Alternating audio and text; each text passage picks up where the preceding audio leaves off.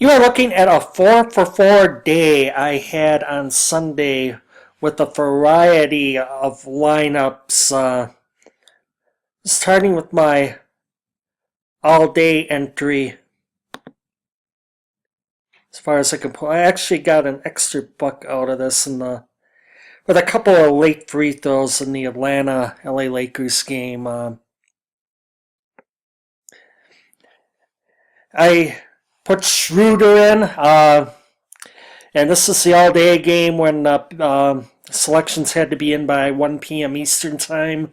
And sure enough, the Hawks, they called off the varsity. The varsity is in the ATL, come to think of it. What do you have? I mean, you haven't lived until you've had a frosted orange at the varsity on the Georgia Tech campus. But I digress. Teague and several other regulars got the night off. Kyle Korver got his beak broke in the first half. So Schroeder had a career night, 24 and 10. Shved, the Knicks actually stayed competitive. So about what was expected, 29-3. I went with a Harden-LeBron combo. No Westbrook on none of my teams. Harden 49-9, LeBron 57-1. Redick, I hate Christian Laettner, but I love J.J. Redick in the first half. 26. By the way, the leading scorer, Dookie, Ryan Kelly scored. It was tied for the Lakers' leading scorer, 13 points. Married the Bill Cowher's daughter, so he's an elitism, as is most NBA players. Trevor Ariza, 32.3, and there you have the rest. Cantor, I'm rolling with Cantor till the wheels fall off.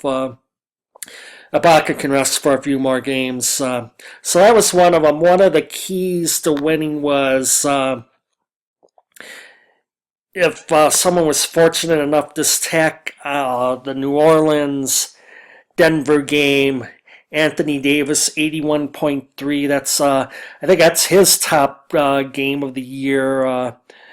Westbrook had an 87, if I recall. That might be number 2 on the year in the NBA as far as FanDuel points. Will Barton, huge. He won the game for the Nuggets. 47.3 career night for him.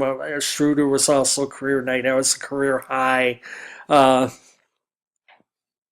Looking at my other teams here, I had one of the top plays. One of the top contestants. He actually stacked 8. 8 out of his 9 players came out of the Denver New Orleans game.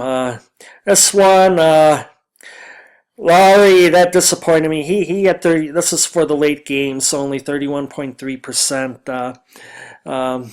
Danny Green, I only invested 1 per. Like I said, I've seen the Minnesota-San Antonio game before. It wasn't pretty, but the Spurs ran it up at least. But 37.8. LaMarcus Aldridge, reliable, 43.5. I was fortunate enough to pick up Brandon Wright. I advanced to the semifinals in a couple leagues, and for the semifinal round, I'm hurting for centers since Chris Bosh went down. I picked up Brandon Wright. Alex Len isn't going to be around anytime soon, so take advantage while you can. 34.7. And then the other two we'll look at very quickly here. Go back to live. 29 out of 574. Couldn't quite break the biggie. Was my biggest there with 340. And I tried Irving and Lillard. I couldn't decide between the two. I went with both of them, and they were about even. Give Kyrie a slight edge. PJ Tucker, okay, slight disappointment there. Marcus Morris, as long as he's getting minutes, as long as Brandon Knight's out, the Suns are playing their bigs. he had a nice night. So that was one, and then finally the last one, just another combination of the three previous lineups. I tried Wiggins in one. Okay night, not anything that special. Well, look, chosen DJ.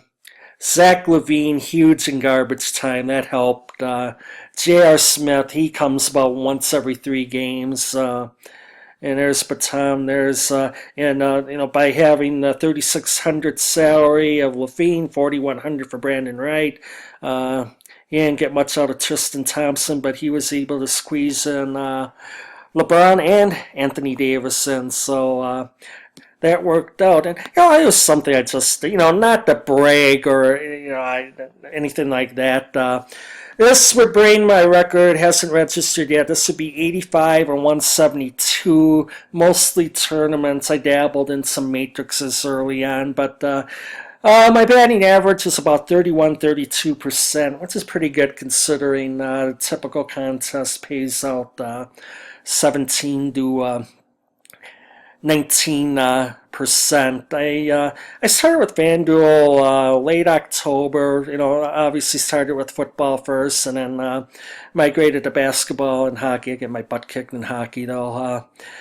Original $75 investment. I think they have paid me 33% of the double up thing. I wish I didn't want to go all in. I really wasn't that convinced about it at first. If I do it again, could have done it again, I would have put the full 200 in. But from that 75, I got to like 155, and then about the early February, I was down to like about 15. So I almost had used up my $75 allotment. But in the last 6 weeks or so, I've gotten up to 295, and then if you take away the 30 something from the FanDuel agreement, that's I've earned about 265 out of 75. So like 3.5 times. And you think maybe I'd like to think 5 months from now in August be 800, and then triple that by next January, 2,400, and then you have to give a chunk to that for the tax man, and then you think of under unforeseen circumstances if FanDuel reduces a payout, or the state I live in decides to make a move to ban fantasy sports, or you have what happened in poker a decade ago, where a senator from Tennessee, a Port Authority bill, middle of the night, last session of the calendar year, tax on a addendum to the Port Security Act that called for the ban of online poker, and one that's a story for another day. I just want to make sure that never happens in the fantasy sports industry. Don't take it for granted. Let your congressman know or your state senator know. Don't take these things for granted. Literally, one person, Bill Frist of Tennessee, took online poker down, and I don't want to see that happen. I think the future's bright for the DFS industry. You see the Orlando Magic; they've signed an agreement. They actually got FanDuel advertising on the court, or actually in front of the coach's bench. I think it's very promising. But don't take it for granted. Be proactive in supporting DFS, because the states rather have you play casino or their state lottery. It only pays 50% off, and you'll get hit by lightning 500 times before you win Powerball or anything significant in a lottery. But anyway, it's so hypocritical, it's ridiculous. But we're going to get to today real quick.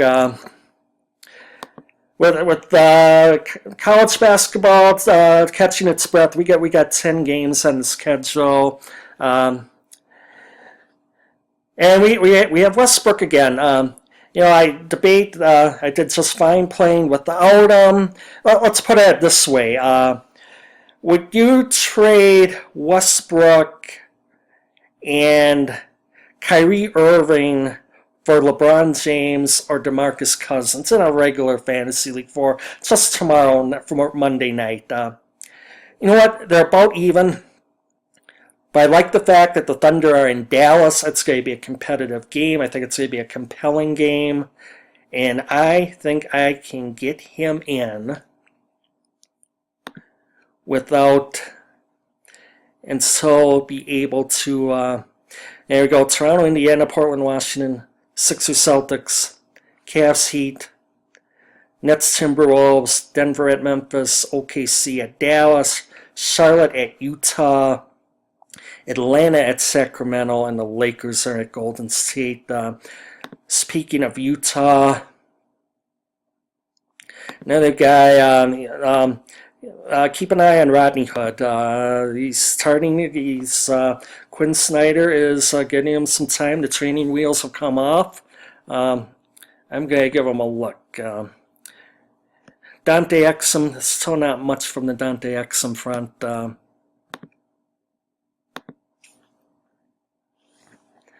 And here we go. We have the Kyrie Irving, Damian Lillard, Kemba Walker. 16 minutes first game back, up to 28 against the Bulls, 31.1. I kind of like him there, so I got a couple out of that Charlotte-Utah game, which is dangerous. Will Barton, why not? Culver's questionable, like I said, broken nose. Maybe he misses one game. I'm sure he'll be back sooner or later with the mask on and join the mask group with Mr. Westbrook. We'll go to the small forwards. No, I'm not going to go. Gallinari's been a good play, Batum's been a good play. So there we go with Batum. There's a lot of Sixers and Celtics I like. You know what? I've been up and down with Jay Crowder. Okay, I'm going to get Crowder in here to get it cheap. My power forwards, I'm going to get Noel in there. Brandon Bass is a possibility. The centers,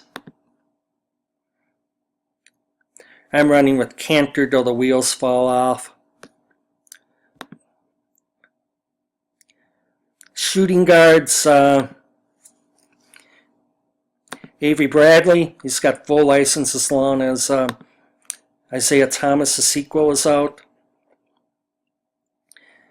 There we have it. Westbrook, Kemba Walker, Will Barton, Avery Bradley, Rodney Hood, his debut, if I go with him, Jay Crowder, Marquette, Nerlens Noel, Brandon Bass, and it's Cantor. There you go. You just heard the best 15 minutes in fantasy basketball. Good luck, everyone.